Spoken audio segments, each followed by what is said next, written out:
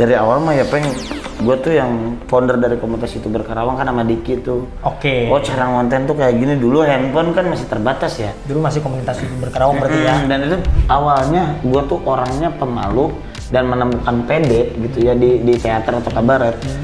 Di situ gue tuh ketagihan gitu. Oh ternyata eksistensi itu asik ya. Kenapa dinosaurus itu tidak bertahan di zaman sekarang? Karena dia nggak mampu untuk beradaptasi.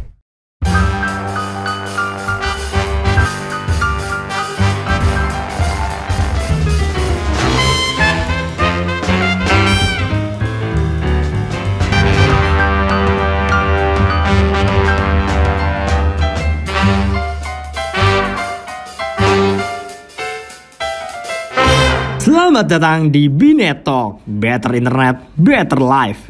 Halo warga Karawang dan Binet Lovers dimanapun kamu berada, kembali lagi di Binet Talk, Better Internet, Better Life dan Binet asli Karawang, tentunya bersama saya Ali Depeng. Dan hari ini spesial banget karena gue ditemenin oleh seorang influencer, seorang content creator, seorang pengusaha. Sombong banget pengusaha. Oke, luar biasa. Ini udah gak asing lagi karena pernah diundang di Binet Talk episode awal banget nih, dan sekarang kesini lagi untuk bisa sharing kehidupan yang mudah-mudahan bisa memotivasi Binet Talkers dimanapun kamu berada nih. Yang pasti hari ini gua ditemenin oleh Anjar Septianto.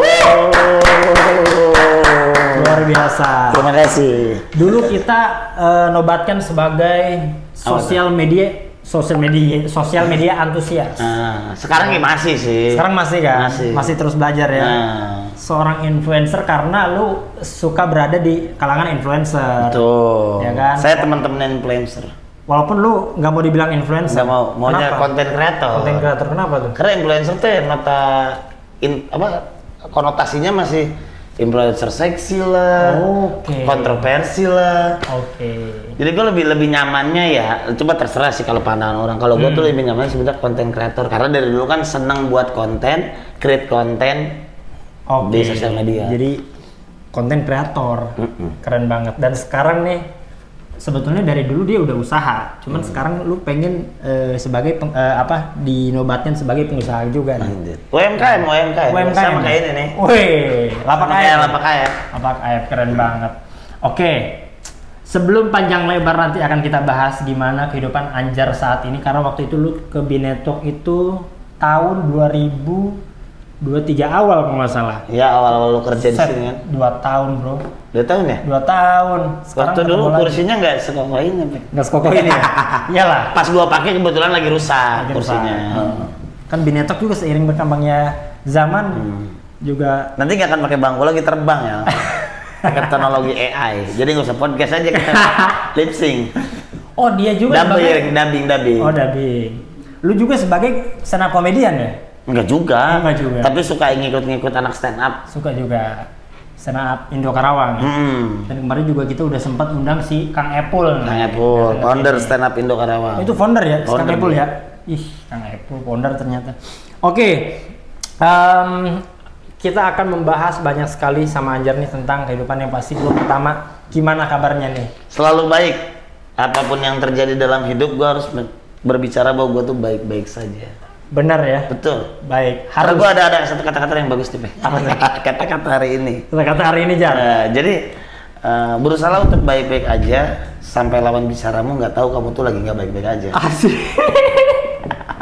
Baru nemu tadi kan? Baru nemu tadi. Sampai lawanmu nggak tahu, lawan bicara lu nggak tahu kalau lu tuh lagi nggak baik-baik aja. Oke. Karena ada 3 hal yang ada 3 hal yang harus kita sembunyikan, Peng. Apa itu? Sedekahmu, ibadahmu, dan kondisimu saat ini. Luar biasa. Anjar semakin dewasa ya, emang dewasa dia makin dewasa. Udah kelewat dewasa. Udah kelewat ya. Cuman kan lu umur dewasa tapi kan tingkah kayak bocah kan. Bocil kan. Kayak bocil. Cuman sekarang lu karena belum ada tanggung jawab aja, Peng. Tanggung jawab gua hidup gua sendiri udah. Nah, kan belum ada tanggung jawab nih. Nah, ntar kita bahas, Jar ya. Sekarang kesibukan apa? Kesibukan gue alhamdulillah nih ya, kayak gue ikut terlibat di Karawang Kuliner Malam. Yang K2M itu, yang kalau teman-teman Karawang tahu itu setiap Jumat malam dan Sabtu malam atau malam Minggu ya, Itu tuh ada di area wihara, gua nggak tahu nyebutnya pihara atau wihara. Pokoknya di Parep itu ada pasar kuliner, Pak. Kuliner malam khusus UMKM Karawang itu lebih dari 40. 40 kebetulan gue masuk juga, bisnis gue namanya Pisang Berkah. Cuma belum bisa dikemasin kayak gini karena konsepnya masih makanan basah kan. Oh, masih makanan basah nih. Ya, apa brandnya? Brandnya apa? Pisang Berkah. Pisang Berkah. Mungkin nanti gue kepikiran di jalan gimana caranya buat ini tuh jadi beku jadi es krim kayak gitu. Mungkin nanti gitu, siapa tahu gue kerja sama brand es krim gede kan. Tapi lu fokus di apa? Pisang ya? Iya, bahan olahan pisang. Itu tuh soalnya bisnis gue dari 2018 cuma on off. Nah, kebetulan gue ada paguyubannya kan, itu paguyuban Karawang Kuliner Malam itu gue ditunjuk sebagai sosial media. Nanti saya yang bikin konten-kontennya lah. Iya. Di kuliner malam itu. Jadi bagian jadi lu nggak cuman ngontenin Pisang Berkah enggak? Enggak, gue harus kontenin. Ya? Iya, harus kontenin banyak UMKM di situ. Oh, baru tahu. Tim kreatifnya lah. Gue mikir lu tuh cuman Pisang Berkah doang ya tadi Instastory. Enggak, kadang gua promosinya kebetulan Lapak App juga ada di lapak gua gitu. Ada ya? Ada. Nah, ini dia langsung aja nih masuk ke Lapak App. Lapak App ternyata juga kerjasama sama Pisang Berkah ya? Iya, jadi buat teman-teman yang mau beli produk dari Lapak App bisa ke stand nomor 19 di Pisang Berkah. Wih, nomor 19? 19. Ada nomor-nomornya ya? Ada nomor-nomornya. Gue jujur gua ngelewat doang rame, belum pernah ke situ. Kalau Aldi, bestie lu tuh Aldi juga kan? Si Aldi Pahni. Oh, si Aldi Pahni. Dia udah pernah buat tembak buat nyanyi kan di situ, jadi ada akustik juga. Ada akustik ya? Lu coba aja buat konten-konten iseng nyanyi. Gue kesana udah tuh sama Doi, cuman si Anjar ada di sana kayaknya. Kaliwat doang. Cuman belum masuk, belum. Nanti lah sebelum bulan puasa. Rame pasti ya. Kalau bulan puasa kan takutnya taraweh ya, keselang taraweh, jadi kita lor sore menjelang buka puasa gitu. Jadi sekarang kesibukan adalah usaha, konten, MC, MC masih ya? Iya, masih. Terus sama gue lagi membangun kembali event organizer. Yang dulu kan gue ceritain udah ya, udah gue ceritain, sekarang gue ingin berdiri di kaki sendiri. Oh, dulu di kaki orang berarti? Dulu masih gabung sama orang, sekarang gue mau jadi kepalanya. Biar gue bisa arahin kemana aja. Asik. Ya. Lu nakodanya ya? Iya, dulu kan gue masih tim ya, gue bukan nakoda. Dan ternyata berat, ikut orang tuh berat. Berat ya? Berat orang-orang yang kayak gue kan bisa dibilang orang yang kerjanya itu pakai otak kanan, dimana otak kanan kan menciptakan kreativitas, mimpi, imajinasi. Beda nggak textbook gitu kan. Jadi apa yang gue inginkan itu belum tentu buat supir nakoda gue, bahkan gue udah kasih tahu konsekuensinya seperti apa kan. Nah sekarang gue karena berjalannya sendiri meskipun pelan tapi setidaknya ini di bawah kendali gue. Mantap. Ya, gitu. Luar biasa. Nge-MC pakai baju dinosaurus masih? Itu kalau permintaan. Kalau dinosaurus itu 3 kali lipat dari MC biasanya, Bos. Karena gerah 2 jam parah. Bukan karena malunya gua. Pakai kostum gerah banget. Dinosaurus ya. Gerah banget. Uyuhan sih aja. Gua kayak kebayang yang badut-badut pinggir jalan kok kuat ya. Itu gerah, Pak. Karena butuhnya. Ya butuh waktu kan. Iya betul. Butuh waktu. Butuh usaha. Jar, ini terus terang ya. Lu pakai baju sebelum kita ngobrol serius lah, intermezzo dulu. Lu pas pakai baju dinosaurus itu ya, sampai ada orang lu nggak kenal pasti si Noval, nggak tahu ya, Noval Fahri. Teman gua ini ada di Salembur lah. Salembur. Pokoknya gua ngobrol-ngobrol, ntar ada si Anjar, gua bilang gitu kan. Gua podcast hari Senin gitu ya. Ngobrol pas hari Sabtu apa Minggu kemarin dah. Sabtu kalau nggak salah. Jumat mau podcast Jumat nggak jadi ya kan. Terus janjian Senin. Gue masih Nopal ngobrol, terus ntar gue juga mau podcast sama si Anjar dah. MC dinosaurus lah ini. Melekat Jar. Oh, branding ya. Luar biasa. Tapi mau gue jalanin lagi di konten, Bang. Gue kan kemarin sempat gue tuh dari dulu kan bongkar pasang terus karakter di sosmed ya. Jadi gus-gusan, jadi dinosaurus, jadi orang stand up comedy kayak gitu. Gue ada program untuk Ramadan nanti kebetulan bareng sama Ustadz dia tuh humble banget, masih anak muda. Pemikiran dan pembahasannya gue masuk gitu kan. Nah, ada dia. Jadi nanti akan membahas perihal ibadah puasa Ramadan, gue pakai Dino lagi. Mantap. Pakai Dino lagi. Pakai Dino lah. Oke. Jar, kan gue melihat lu survive ya di dunia kreatif, terutama ya lu MC, lu bikin konten, lu bergabung di komunitas selebgram, konten kreator di Karawang ya. Dan waktu 2023 kita Binetok, terus sekarang kita kesini lagi, gue melihat sosmed lu makin naik ya kan. Banyak yang viral-viral sampai di komen si Juragan 99 ya kan. terus lu masih hot gitu. Ibarat kalau di Karawang lu masih on top lah untuk terdengar, oh si Anjar no MC teh, oh anu jeung selebgram teh gitu kan. Itu masih terdengar lah, menjadi buah bibir masyarakat Karawang. Anjay. Idi. Tinggal ngelakuin hal-hal yang kontroversial aja. Terus klarifikasi, nyiptain lagu bayar-bayar misalnya kayak Sekatani, tahu nggak lo? Iya. Akhirnya ya tetap gua kayak gini aja lah. Oke. Nah, gimana kan gue pengen tahu nih, balik lagi mungkin ada yang belum tahu Binetovers nih. Gimana perjalanan lu? Boleh gak ceritain dari awal tuh lu ngapain sampai sekarang di titik ini? Dari awal mah ya gue tuh yang founder dari komunitas YouTuber Karawang kan sama Diki tuh. Oke. Oh, cara konten tuh kayak gini, dulu handphone kan masih terbatas ya. Dulu masih komunitas YouTuber Karawang berarti ya. Dan itu full pakai kamera kebanyakan. Full pakai kamera. Iya, jadi kalau gua yang nggak punya kamera gimana, Peng? Oke, Susah, dulu iPhone masih kurang ya. Masih kurang. Paling banter kamera ini ya apa sih? Canon M3. Canon gitu ya? M3. Iya. Terus kalau enggak ya DSLR. Itu ribet lah. Terus makin kesini ya gua berusaha untuk awalnya gua tuh orangnya pemalu dan menemukan PD gitu ya di teater atau kabaret. Di situ gua tuh ketagihan gitu. Oh, ternyata eksistensi itu asik ya. Oke. Ngebuat kita tetap eksis itu asik. Apa yang nge-trigger itu? Karena ketika gue dikenal orang, mau sebagai apapun, ketika orang ketemu misalkan, gue butuh IO nih, butuh MC nih, coba ke si Anjar yang suka bikin konten. Jar, lu ada teman MC nggak? Oh, saya aja. Jar, kita butuh IO nih, ya udah gue aja. Gitu. Meskipun gue yang ngomongnya, gue yang ngerjain orang lain, setidaknya lewat gue dulu rezekinya. Nah itu yang harus gue tetap jaga eksistensi. Yang gue pernah bilang dulu lah, gue nggak akan berubah omongannya bahwa kenapa dinosaurus itu tidak bertahan di zaman sekarang. Karena dia nggak mampu untuk beradaptasi. Tapi lu pakai dinosaurus? Iya, pas kan? Jadi, kenapa? Tapi jadi berlawanan nggak ngasal sebetulnya, dinosaurus tuh nggak ngasal, Pak.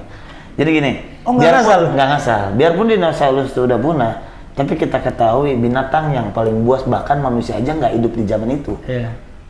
Gimana gini? Binatang buas banyak, itu kan T-Rex karakternya. T-Rex itu rajana lahnya, rajana dari hewanan dinosaurus. Meskipun buas apa tidak ada manusia di sana, tapi sadar ataupun enggak, alamnya tetap terjaga. Manusia satu itu bisa ngancurin alam. Dinosaurus jahat kan, di film-filmnya jahat makan orang. Ya, tapi alam tetap terjaga. Indah ya.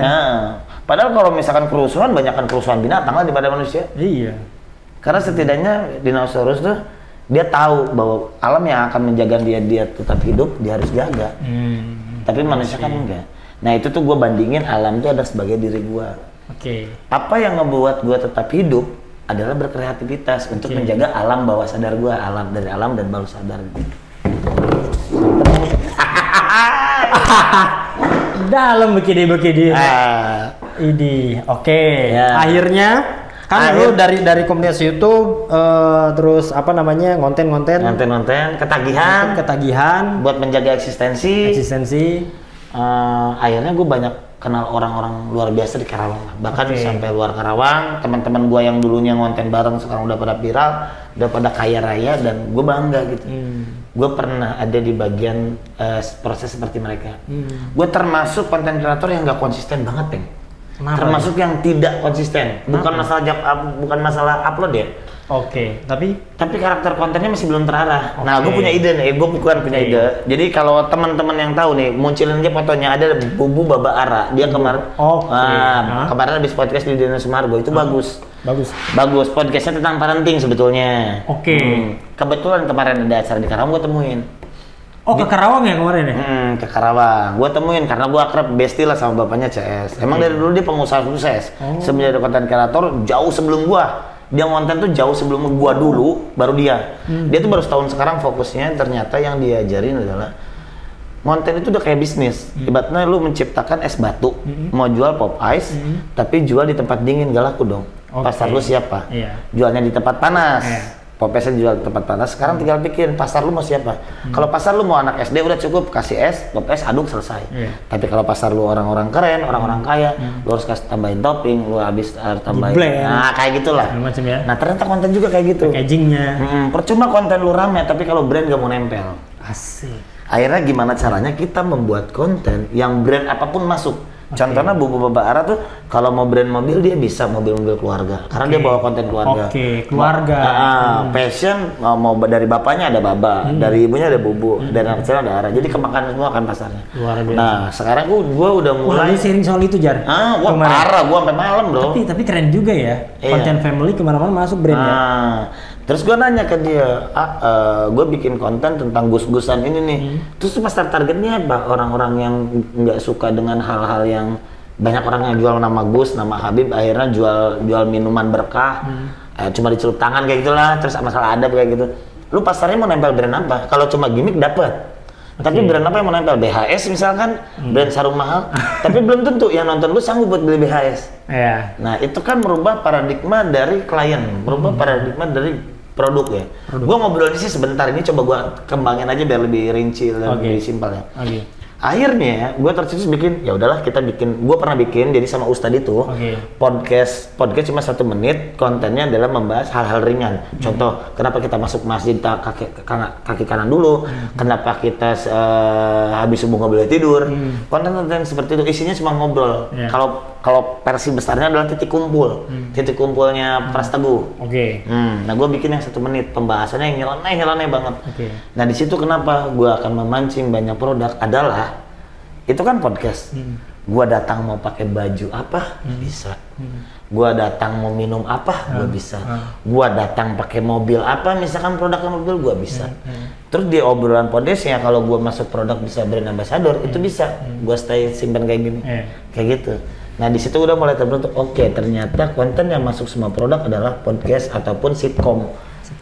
Sketsa tapi di tempat yang sama gitu. Kayak gitu. Jadi mungkin hari ini dan kedepannya konten gue akan berubah. Gue tidak kayaknya nih ya untuk setahun atau 3 bulan ke depan gue nggak akan dulu nerima visit endorse karena itu akan merubah feed gue kan. Kecuali produknya nyamperin di tempat gue konten. Beda hal sama pisang berkah ya, karena itu produk gue sendiri gue akan bawa terus. Kayak gitu Peng. Nice. Nah itu kan lu udah banyak belajar nih ya, sering berkembangnya waktu kan. Betul. Balik lagi berarti tadi lu abis jadi YouTuber ya kan, sempat kan garap YouTube sendiri kan, ya kan, konten, terus sekarang usaha. Nah masuk usaha kapan tuh? 2018 gue dagang pisang berkah, gue berhenti terus dagang gultik, dagang seblak nggak laku, pisang berkah lagi. Gultik lu sempet buka ya? Sempet buka. Dan itu gue pernah tembus di sehari itu 100 porsi. Mantap. Per porsi berapa? 10.000 doang. 10.000. Jadi dapat dari gultik gue sekitar marginnya sekitar 500 sampai 600.000 lah sehari. Mantap. Dulu ya. Kadir kemana? Gue mau di Peng. Gue selalu berpikir gini Peng. Apa yang gue pegang semua tuh selalu jadi buat diri gue sendiri. Gue dagang apa rame. Ternyata bener kata Panji Pragiwaksono pernah ngomong gini. Kerja tuh capek. Jadi carilah kerja yang membuat tuh senang. Buatlah aktivitas yang membuat tuh senang dan menghasilkan. Akhirnya berdagang gultik gue capek tuh Peng, karena gue masak sendiri. Tapi lu nggak ini. Udah begitu bahagia lah. Akhirnya gue cabut tuh, modal udah habis, udah cabut. Terus gue coba lagi pisang berkah karena ada momentum Karawang kuliner malam. Yang gue ambil bukan karena gue dagang doang di sana. Terus sama satu lagi, gue tuh selalu bikin produk gue sendiri. Selama ini ya, gue masih belum percaya ke orang buat ngolahnya ya. Jadi lu produksi sendiri? Nah, jadi yang sampai ke tangan klien, yang sampai ke mulut klien itu adalah hasil karya gue sendiri. Mantap. Sampai takaran-takarannya. Nah, ada momentum di mana Karawang Kuliner Malam ini kan programnya, ini gokil nih programnya Haji Aep. Dia jadi menutup jalan setiap Jumat dan Sabtu. Bupati Karawang yang kemarin dilantik. Setiap Jumat malam dan Sabtu malam itu ada tempat Pak Arep, itu salah satu tempat Pak Arep, pusat keramaian, ditutup hanya untuk jualan UMKM. Jadi situ ada 40 lebih produk-produk UMKM binaan di UKM ya. Nah di situ gue nggak cuma ngambil tentang pisang berkah untuk dagang di situ. Gue mencari kebiasaan orang berdagang tuh kayak apa, kenapa orang UMKM tuh sulit bangkit dan lain-lain. Oh ternyata masalahnya di sini, gue coba match sama Billy, namanya itu yang Bubu Babara itu, nama bapaknya itu Billy. Gue ngobrol sama dia, ternyata oh ini ya udah kita mau bikin seminar kayak gitu. Seminar gratis dan dia nggak mau dibayar dong. Nggak mau dibayar. Di mana? Di seminar mau di online dulu. Dia coba di online, nanti batch 2 kalau rame dia bawa offline. Mantap. Dan dia bilang, Jar ini mah ilmu dari guru saya, jadi saya nggak usah dibayar. Asik. Gokil kan? Luar biasa. Itu kapan rencananya? Rencana sebelum Ramadan lah, 3 hari ke depan lah. Lagi bikin posternya, langsung eksekusi. Salam Bang Billy. Nah, nanti kalau ke Semarang bawa ke Binetok. Ke bawah Binetok ya. Haruslah Bang Billy mampir ke Binetok ya. Dan konten di konten saya. Oke, Bang Billy ntar mudah-mudahan mampir ke Binetok lah ya. Ya. Tapi minimal ntar. Oh itu gratis di mana? Di Zoom. Zoom. Di Zoom ya. Menurut gue ini penting bukan buat cuma pengusaha bro, untuk jadi konten kreator, untuk menjalani hidup yang lebih baik, lebih terarah. Menurut gue masuk. Kenapa? Karena pedoman dia yang gue tahu ya, bukannya gue so Islam atau gimana ya. Tapi pedomanan dia itu adalah ilmu-ilmu Rasulullah yang dia terapkan ke bisnisnya dia. Masya Allah. Itu gokil. Karena dia bilang ke gue gini, ya saya mah tugasnya adalah menyebarkan kebermanfaatan. Ketika bermanfaat, pasti ada hasil yang kita nikmatin udah.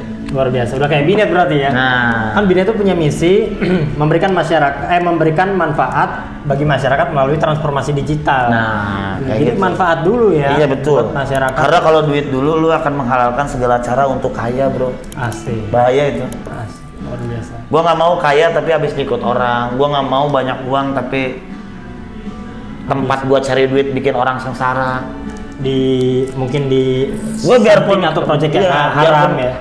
Biarpun koboi gitu, gue masih takut siksa neraka bro, siksa kubur. Woi, udah pernah berarti ke sana ya? Enggak juga, nonton filmnya Joko Anwar.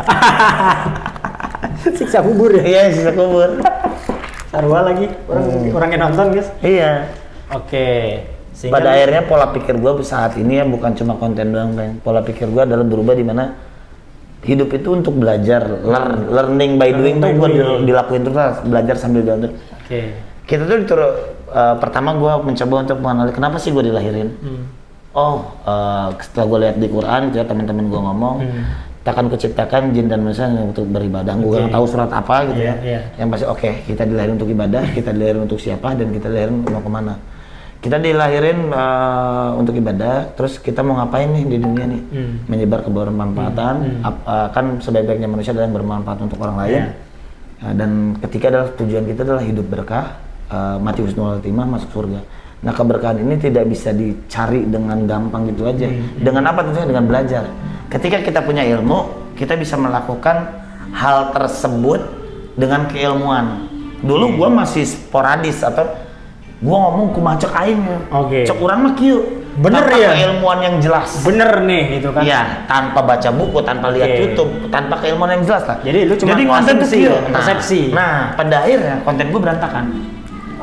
Kalau sekarang udah di matchkan dengan ilmu bisnis, dengan ilmu keberkahan, kebermanfaatan, ketika video gue sepi pun gue akan legowo. Karena lu sudah memberikan value pada konten lu sehingga yang nonton pun sedikit, ya kan?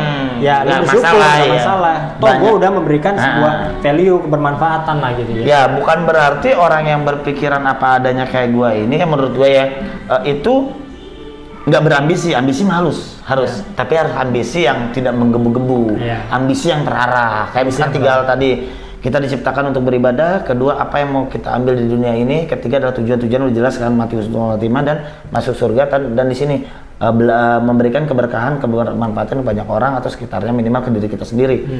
Contoh, keberkahan itu tidak bisa diraih dengan gampang, yaitu dengan belajar. Sekarang gue lagi doyan lagi baca buku, bayangin lo, nonton video-video bisnis. Yang dulu gue biasa nonton, maaf ya, maksudnya tonton gue kemarin-kemarin masih stand up comedy, bukan gue, itu mah pilihan ya untuk hiburan semata, tapi 9 dari 10 gue lebih nonton video-video orang berperilaku kayak orang sukses tuh sukses yang berkah tuh kayak gimana sih? Orang yang sukses tuh cara ngomongnya kayak gimana, gue belajar itu. Dan ketemulah si Billy itu tuh udah lama gue ketemu sama gue. Udah kenal lama tuh? Udah kenal lama banget, sebelum ya dulu masih di teater kita bareng. Gue banyak belajar dari dia. Orang Karawang ya? Bukan, orang Bandung, cuma sering ke Karawang. Karena dia sering jadi juri kabaret bareng.